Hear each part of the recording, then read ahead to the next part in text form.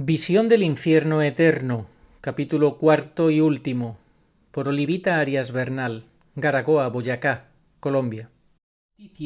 Estas terribles y definitivas palabras: apartaos de mí, malditos. Atentos, es que estas palabras las dice el justo juez, Dios: apartaos de mí, malditos.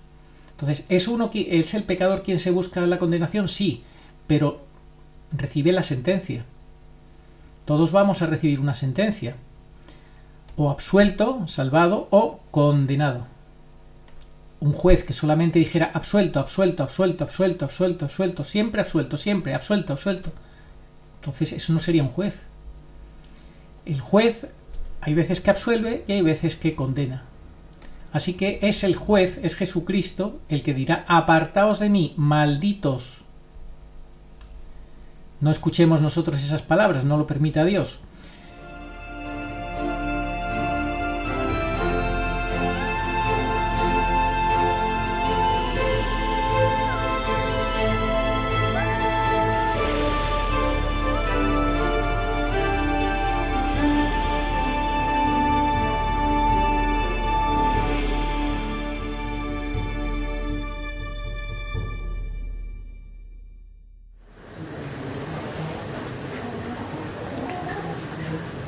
Entonces, ¿qué pasa? Que esta confesión muy bien hecha para quedar manos limpias y corazón puro,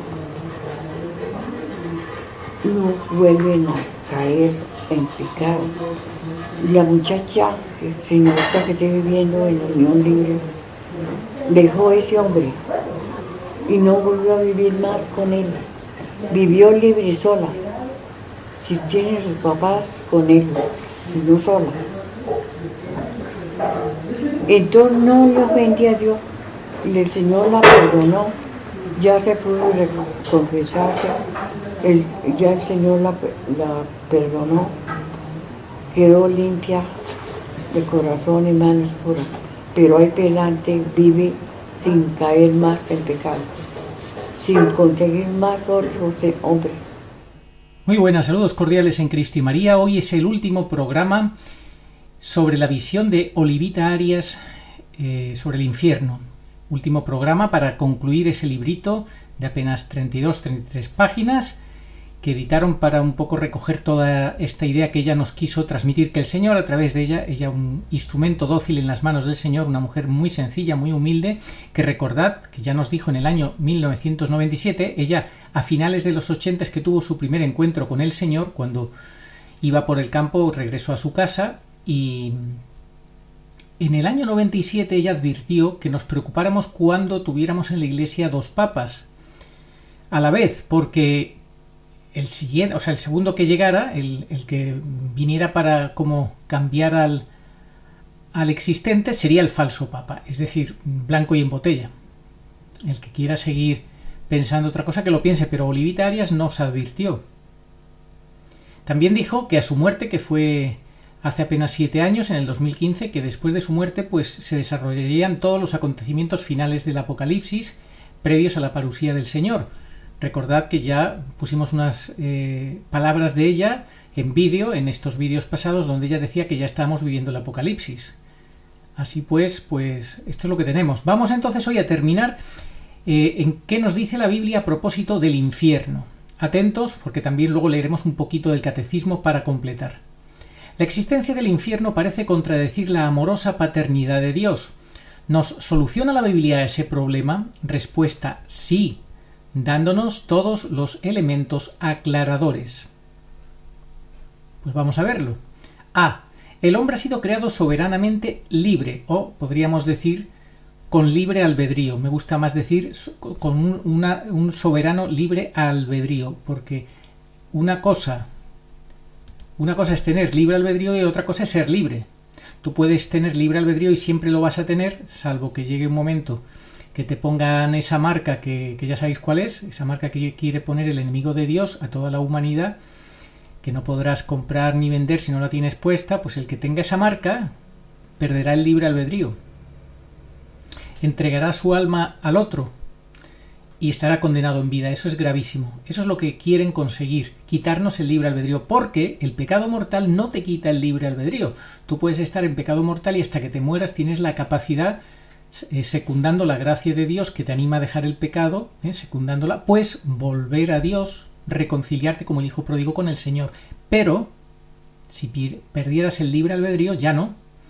Entonces una cosa es el libre albedrío y otra cosa es el ser libre. El tener el libre albedrío significa que tú puedes hacer el bien, el mal, lo que sea, lo que quiera que sea. Pero ser libre no es lo mismo que el libre albedrío. Ser libre es para hacer el bien, para utilizarlo bien. Cuando abusamos de la libertad y del libre albedrío es cuando entonces cometemos pecado y nos hacemos esclavos del pecado. Y esto es lo que hay que entender. Entonces, en primer lugar, aquí dice, el hombre ha sido creado soberanamente libre. Yo digo, con soberano libre albedrío para utilizarlo bien o mal, para poder ser verdaderamente libre, vivir como hijos de Dios, si eres fiel a Dios y obediente a Dios, entonces eres soberanamente libre, o puedes, ejerciendo mal el libre albedrío, convertirte en esclavo del demonio. Vamos a verlo. Dios, leemos en Eclesiástico 15, al crear al hombre, lo dejó en manos de su propio albedrío. ¿Veis? ¿Veis? Se trata de eso. Eso sí, eso es correctísimo. Es decir, con la potestad de obrar según su propio gusto y voluntad sin sujeción alguna. Este privilegio implica que somos plenamente responsables de nuestros actos y de las consecuencias de estos. Mira, nos dice Dios en Deuteronomio 30, yo pongo hoy ante ti vida y felicidad, muerte y desgracia. Si amas a tu Dios, sigues sus caminos y guardas sus mandamientos, vivirás, y tu Dios te bendecirá en la tierra que vas a poseer. Pero, si tu corazón se desvía y no escuchas, si te dejas arrastrar, pereceréis sin remedio. B. En virtud de su justicia, Dios está obligado a dar a cada uno lo que merece, como San Pablo advierte a los romanos en el capítulo 2. Dios ha de pagar a cada uno según sus obras, dando la vida eterna a los que perseveran en las buenas obras y derramando su indignación sobre los que abrazan la injusticia. C. No fue Dios quien quiso el infierno, ni deben las torturas del infierno atribuirse a él. Dios es bondadoso en todas sus acciones, es cariñoso con todas sus criaturas. Salmo 144. El infierno tiene su origen en la rebelión de los ángeles que allí se escondieron de Dios, alejándose de las alas de su ternura. De este suceso, atentos a lo que hicieron los ángeles, atentos. De este suceso dejó Isaías 14 una descripción dramática. Como caíste del cielo, oh Lucifer, tú que decías en tu corazón subiré al cielo, en lo alto junto a las estrellas de Dios levantaré mi trono y seré semejante al Altísimo. Es el hombre mismo quien, separándose del amor divino y fraterno, queda envuelto por su propia culpa en el hielo de la maldad y del odio. Y son los demonios, a quienes el hombre con cuerpo y alma se ha entregado, los que lo torturarán por toda la eternidad. Por envidia del diablo entró la muerte al mundo y la experimentan los que le pertenecen, nos avisa Sabiduría 2. Fijaos cómo ya desde el Antiguo Testamento el Señor revela esta gran realidad de que son los demonios, los ángeles que se convirtieron en demonios y que por envidia del diablo pues entró en el mundo el pecado original. Los buenos cristianos que trabajan en salvar su alma están siempre felices y contentos. Esto es importante, esto es importante. Cuando luchamos por estar en el Señor, constantemente permanecer firmes en el Señor, inevitablemente estaremos contentos.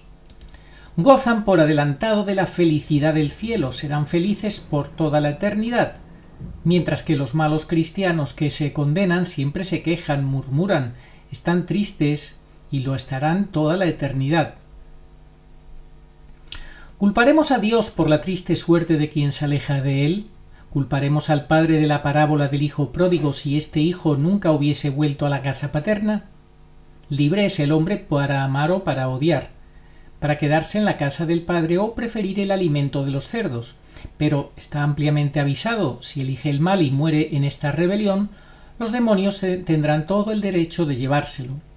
Y que no venga después con lamentos, fue ampliamente avisado. Esto es fundamental. Hemos sido absolutamente, constantemente advertidos y avisados de que lo que uno siembra, eso cosecha. Así que, pues lo que uno elige, eso es lo que tendrá. No vale elegir el camino de la perdición, el camino de la desobediencia a Dios, de la rebelión a Dios, el camino ancho, etcétera, etcétera, y luego encima pretender querer tener un premio, ¿no? Eso es absurdo, ¿no? Y además hay otra cosa importante, el que avisa no es traidor, por eso Dios, Jesucristo, no engaña a nadie, Él avisa. ¿Tú quieres salvarte? Cuando le pregunta el joven rico, maestro, ¿qué he de hacer para salvarme? Guarda los mandamientos. O sea, el Señor no avisa, no engaña absolutamente a nadie. Somos avisados a qué conlleva un tipo de vida y a qué conlleva otro tipo de vida.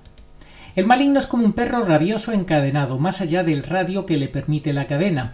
No puede morder a nadie. Mantente lejos de él. Si te acercas demasiado, te morderá. Esto yo recuerdo que me lo dijo un sacerdote cuando yo era jovencito, un excelente sacerdote. Decía, el demonio, sí, claro que existe, pero es como un perro rabioso atado a una cadena. Si tú no te acercas a él, él no te puede hacer nada. Lo importante es saber mantener la distancia. Un recuerdo para este sacerdote, espero que esté en el cielo, porque era un gran sacerdote. Vamos a seguir. Atentos a la pregunta. ¿Qué enseña la tradición de la Iglesia sobre el infierno? ¿Qué enseña? La Iglesia ha canonizado a Sor Faustina Kowalska, religiosa polaca, que promovió la devoción a la Divina Misericordia, a pesar de que esto le moleste a algunos tradicionalistas. A pesar de esa confianza ilimitada que tenía en la misericordia de Dios, narra una experiencia mística personal en torno al infierno que merece ser transcrita, aunque, como toda revelación privada, no es materia de fe, sino que se ajusta a lo que la Iglesia concibe de la condenación eterna y nos pueden servir a todos para reflexionar en algo que solemos olvidar con facilidad. Hoy, relata Sor Faustina, he estado en los abismos del infierno conducida por un ángel. Es un lugar de tormentos, que espantosamente grande es su extensión, los tipos de tormentos que he visto. Y ahora los contará, ¿no? Ten por cierto, otra vez tenemos aquí al padre Pío de Pietrelcina, ten por cierto que cuanto más crecen los asaltos del demonio, tanto más cerca del alma está Dios. Pues vamos a ver los tormentos que vio Sor Faustina. El primer tormento que constituye el infierno es la pérdida de Dios. El segundo, el continuo remordimiento de conciencia. El tercero, que aquel destino no cambiará jamás. El cuarto tormento es el fuego que penetra al alma. Es un tormento terrible, un fuego puramente espiritual incendiado por la indignación divina. El quinto tormento es la oscuridad permanente, un horrible y sofocante olor. Y a pesar de la oscuridad, los demonios y las almas condenadas se ven mutuamente y ven todos el mal de los demás y el suyo. El sexto tormento es la compañía continua de Satanás. El séptimo tormento es una desesperación tremenda, el odio a Dios, las imprecaciones, las maldiciones, las blasfemias. Estos son los tormentos que todos los condenados padecen juntos, pero hay tormentos particulares, que son los tormentos de los sentidos. Que el pecador lo sepa. Con el sentido que peca, con ese será atormentado por toda la eternidad. Lo escribo por orden de Dios, para que ningún alma se excuse diciendo que el infierno no existe o que nadie estuvo allí, ni sabe cómo es. Yo, Sor Faustina, doy testimonio de que el infierno existe, y que la mayor parte de las almas que allí están son las que no creían que el infierno existiera. Esto es fundamental. La mayoría de la gente te dice, bueno, mucha gente dice estos que no quieren vivir la fe católica. Te dicen, no, bueno, si nadie ha venido para contarnos lo que hay después. Pero ¿cómo que nadie ha venido? Ha venido Jesucristo. ¿Qué más quieres? Si Jesucristo te lo ha contado y es palabra de Dios.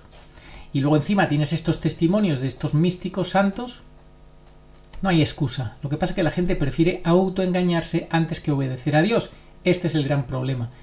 El orgullo, la soberbia de no querer obedecer a Dios y hacer cada uno lo que le da la gana, que como ya vimos en uno de los capítulos precedentes, esto nos lo dijo el padre Gabriel Amorz, exorcista, es lo que hace la mayoría de la gente, servir y seguir a Satanás porque hacen lo que quieren en vez de hacer lo que Dios quiere. Y esto es lo que nosotros tenemos que procurar evitar. Hacer la voluntad de Dios, no lo que nos dé la gana. Satanás puede ponerse el manto de la humildad, pero no es capaz de vestir el manto de la obediencia, y es aquí donde se revela toda su maldad. Santa Faustina, diario 939. Y Sor Faustina concluye: cuando volví en mí, no pude reponerme del espanto que terriblemente sufren allí las almas. Por eso, ruego con ardor por la conversión de los pecadores, e invoco incesantemente la misericordia de Dios para ellos. Oh Jesús mío, prefiero agonizar en los más grandes tormentos que ofenderte con el menor pecado. Ahí vemos una gran religiosa, excelente religiosa, santa, ni más ni menos, que entregó su vida para la salvación de muchos y pedía mucho por los pecadores, ayudó a muchos a morir bien gracias a la coronilla de la Divina Misericordia, bautizó a personas que no estaban bautizadas, incluso sin que se dieran cuenta, pero estaban agonizando, y les bautizó. En fin, una santa, claro. Amigo mío, el demonio no hace mucho caso de la disciplina y de otros instrumentos de penitencia. Lo que le pone en bancarrota son las privaciones en el comer, beber y dormir. Nada teme tanto como esto, y por lo mismo nada es tan agradable a Dios. Oh, cómo he tenido ocasión de experimentarlo. Cuando estaba solo, y lo estuve por espacio de 8 o 9 años, como podía entregarme sin medida a mis aficiones, llegaba a pasar días enteros sin comer. Entonces conseguía de Dios cuanto quería para mí y para los otros. Este es el santo cura de Ars. Santo cura de Ars ruega por nosotros. B. La tradición insiste en el grave deber de predicar el infierno. El grave deber de predicar el infierno, y esto lo decía el padre Marcel Naul, dije el otro día, año 93, creo que fue en el 92, es igual. La predicación que él hizo en Fátima, delante de muchos obispos, y les echó en cara que ellos, siendo obispos, no predicaban sobre el infierno. Y es la realidad. Los obispos son los primeros que tienen que dar ejemplo y predicar y advertir sobre el infierno. No lo hacen, sus sacerdotes tampoco lo hacen. Y eso es una gran falta de caridad para con la gente y una gran traición, porque la gente queda inadvertida y la gente solamente cree aquello que le enseñan. Si tú no le enseñas las cosas, pues no lo sabe. Así que es un deber grave. ¿No es mejor sentir un breve ardor a causa de nuestros sermones, se pregunta San Juan Crisóstomo, que arder en llamas eternas? Descendamos en vida, aconseja San Bernardo, con nuestra mente al infierno, pero que no descendamos en la muerte. Todas estas cosas, explica San Gregorio Magno, se dicen para que nadie pueda excusarse, basado en su ignorancia que únicamente cabría si se hubiera hablado con ambigüedad sobre el suplicio eterno. Nuestra Señora de Fátima dijo: oren, oren mucho y hagan muchos sacrificios, porque muchas almas se van al infierno porque no hay quien ore ni se sacrifique por ellas.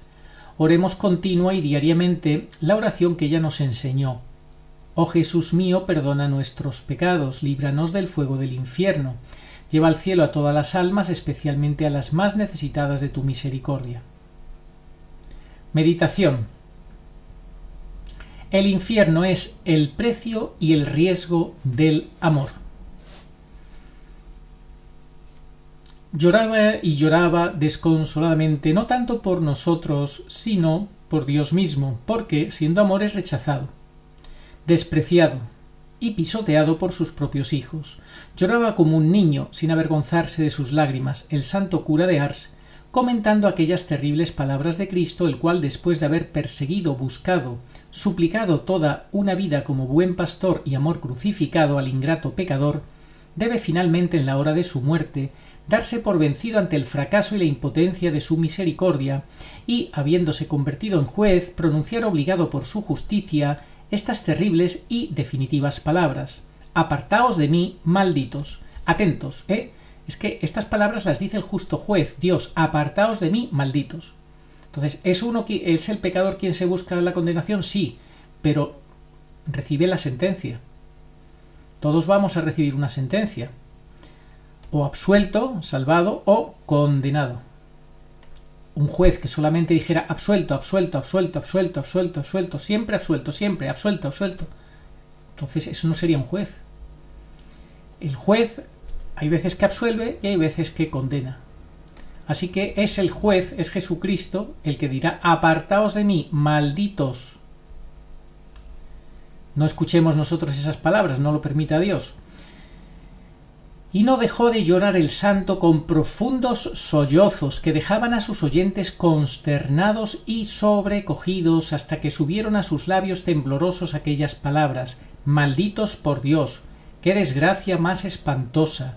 Dense cuenta, hijitos míos, malditos por Dios que sólo sabe bendecir, que sólo es amor, malditos por Dios, la bondad en persona, malditos sin posibilidad ya de perdón, para siempre, y durante más de un cuarto de hora, no cesó de llorar y de repetir, malditos por Dios, qué desgracia, qué desgracia. No es Dios, continuó diciendo el santo, el que nos condena al infierno, hijos míos, somos nosotros con nuestros pecados. Los condenados no acusan a Dios sino a sí mismos. Es que esto es igual que el profesor. El profesor, cuando hace el examen, no suspende al alumno. El alumno hace el examen, el profesor corrige el examen y de manera objetiva le pone una nota. Un 3, un 4, un 8, un 10, lo que sea. Y el resultado es suspenso, no es que le suspenda el profesor, es que sencillamente el alumno ha suspendido, no ha alcanzado el conocimiento, no ha dado la talla mínima y suspende. El profesor simplemente evalúa objetivamente. Eso es lo que hace el Señor. Seguimos. No es Dios, continuó diciendo el santo, el que nos condena al infierno, hijitos míos, somos nosotros con nuestros pecados. Los condenados no acusan a Dios sino a sí mismos. He perdido, he destrozado mi alma y mi cielo por mi culpa, por mi grandísima culpa. Nadie ha sido jamás condenado por haber cometido demasiada maldad. Mas, si por no haber querido humillarse y echarse como la Magdalena a los pies de Jesús, el Salvador que a nadie jamás rechazó. Fijaos, este es el gran problema, no haber querido humillarse y echarse a los pies como la Magdalena, a los pies del Señor. Hay que humillarse ante Dios. Quien no se humille y pida perdón, pues será condenado. Por soberbia, sencillamente, por no pedir al Señor misericordia. Es que es así. Ya hicimos un programa sobre eso, advirtiendo sobre esa necesidad de humillarse para salvarse. Cabe, sin embargo, la pregunta, ¿por qué entonces creó Dios al hombre tan tremendamente libre, tan gran señor de su propia voluntad, que ni por su creador puede ser forzada ni violentada bajo pena de que al instante se convierta en un pobre muñeco incapaz ya de amar? La respuesta es sencilla y a la vez sublime, porque Dios quiso que el hombre fuese hijo suyo y no un robot, que fuese un ser infinitamente más grande que las demás criaturas, alguien y no algo, capaz de calentar y de alegrar su tan sensible corazón de padre, de sorprenderle con esas pequeñeces que hacen también entre los humanos las grandezas del amor y cómo rivalizar con él en generosidad, cariño y ternura. En una palabra, capaz de colmar la sed infinita de amar y de ser amado, que devora las entrañas de este Dios que es amor. Y tú te puedes preguntar, ¿y yo que soy tan poca cosa, yo puedo dar algo a un Dios todopoderoso, a un Dios tan grande, tan infinito, tan... eso, que lo sabe todo, que lo ve todo, que lo puede todo? Y yo, siendo nada, puedo... Sí, claro, le puedes dar tu fidelidad, te puedes dar tu sí, tu obediencia. Eso le puedes dar, tu sacrificio, tu confianza, tu entrega en las pruebas, etcétera, etcétera. Todo eso y mucho más le puedes dar, obviamente alentado siempre por la gracia de Dios. Todo lo bueno es un fruto de acoger y vivir la gracia de Dios, pero hay que dárselo, porque si no se lo damos, pues... Es decir, podemos... porque Dios, siendo todopoderoso, no puede obligarte, no quiere obligarte, porque si no, no sería amor, eso no sería su amor. Y porque Dios ansiaba todo esto, con la impaciencia y la ilusión del amor, se atrevió a crear al hombre como una persona, como Él es persona, Él es tres personas en un solo Dios. Es decir, como un ser por quien pudiera ser comprendido y amado, un ser casi igual a Él. Que no nos espanten estas palabras. ¿Acaso no leemos en Génesis 1? Creó pues Dios al hombre, a imagen suya, a imagen de Dios los creó, o le creó. Nos exclama el Salmo 8, el hombre, Señor, lo hiciste poco inferior a los dioses, de gloria y de honor lo coronaste, a los ángeles más bien. ¿No enseña San Pablo en 1 Corintios 6:17 el que se une al Señor se hace un solo espíritu con él? ¿Y no comentó audazmente el gran Santo Tomás de Aquino, es característico del amor ir transformando al amante en el amado, por lo cual, si amamos a Dios, nos divinizamos, se pregunta, y habiendo creado al hombre conforme a lo que le es más amado y resplandeciente, es decir, los rasgos de su Hijo unigénito, Dios se enamoró del hombre. Pero hay tanta belleza y honor, tuvieron su precio altísimo. ¿Qué soy yo para ti, oh Dios?, pregunta San Agustín, que me mandas amarte y que, si no lo hago, te enojas conmigo y me amenazas con ingentes infortunios? ¿No es ya suficiente infortunio el hecho de no amarte? Palabras maravillosas a las cuales Dios podría replicar: oh hombre, tu grandeza está en tu poder de amar, tu amor es tu encanto y tu peso, puedes amar a las otras criaturas, decirles un tú y un yo llenos de sentido, y puedes amarme a mí y decirme un tú y un yo, y un sí que te abra de par en par las puertas de mi cielo, o ay, también un no, con el cual te precipitarías fuera del alcance de mi corazón para siempre. Perdóname, hijo mío, queriendo convertirte en mi amante tuve que darte la posibilidad de que me traicionaras, queriendo abrirte las puertas del cielo tuve que entreabrirte las del infierno. Bueno, no, Dios no entreabre las puertas del infierno, Dios te da la opción de que tú le rechaces y al tú rechazar a Dios, pues tú solo abres las puertas del infierno. Queriéndote desbordarte de felicidad, tuve que correr el riesgo de hacerte infeliz, porque si tú no fueras tan libre, no podrías ser mi hijo, si no fueras tan responsable, no podría premiarte un día con altos gozos y sorpresas, y si no fueras tan inmensamente grande y semejante a mí, yo no podría amarte tanto. Si, hijo mío, los rayos del sol entre nosotros siempre proyectarán la sombra del infierno, pero que esta sombra jamás nuble ni oculte para ti el sol de mi amor. Ámame como yo te amo, para que al final de tu vida pueda darte la paga y el jornal del amor, que es recibir más amor, hasta llegar a la plenitud del mismo amor, porque amor solo con amor se paga. El pecado es el verdugo del buen Dios, el asesino del alma. Ofender al buen Dios que solo nos ha hecho bien, contentar al demonio que tan solo nos hace mal, ¡qué locura! Una anécdota como conclusión. Un marinero, esto es del padre Antonio Loetens, de Colombia, un marinero moribundo que se obstinaba en no querer reconciliarse con Dios pidió agua a una religiosa enfermera.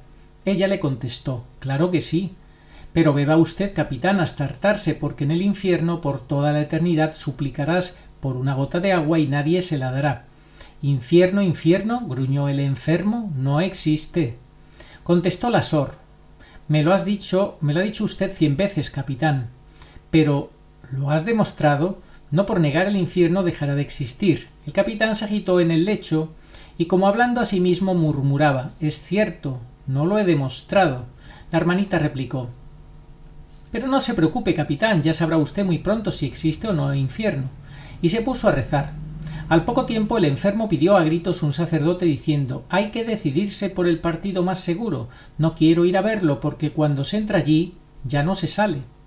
María, no me dejes ni un instante, estate siempre a mi lado. Volvamos a ella con confianza y estaremos seguros de que, por miserables que seamos, ella obtendrá la gracia de nuestra conversión. Promesas de Nuestra Señora del Carmen a San Simón Stock el 16 de julio de 1251. El que muere vestido de este escapulario no sufrirá las penas del fuego eterno. El escapulario tiene un significado muy profundo para quien lo lleva puesto. Es un riquísimo obsequio del cielo que nos ha traído la misma Santísima Virgen María, y a cada uno le dice así: perseverad llevando puesto devotamente el santo escapulario, porque es mi hábito. El hecho de andar vestido de este hábito mío significa que estáis continuamente pensando en mí y que yo en turno siempre estoy pensando en vosotros, ayudándoos en asegurar la vida eterna. Esto está editado por Ermitañas Eucarísticas del Padre Celestial. Bueno, pues fijaos, este era el librito, había que terminarlo, aunque una gran parte pues son cosas añadidas que no tienen nada que ver con las revelaciones de la experiencia mística de esta mujer, pero bueno, no importa, había que reflexionar sobre todo este tema. Ahora vamos con el catecismo, atentos al catecismo, en el numeral 1035, que dice así. Vamos a bajarlo aquí para que lo veáis. El 1035 dice: la enseñanza de la Iglesia afirma la existencia del infierno y su eternidad. Las almas de los que mueren en estado de pecado mortal descienden a los infiernos inmediatamente, después de la muerte, y allí sufren las penas del infierno, el fuego eterno.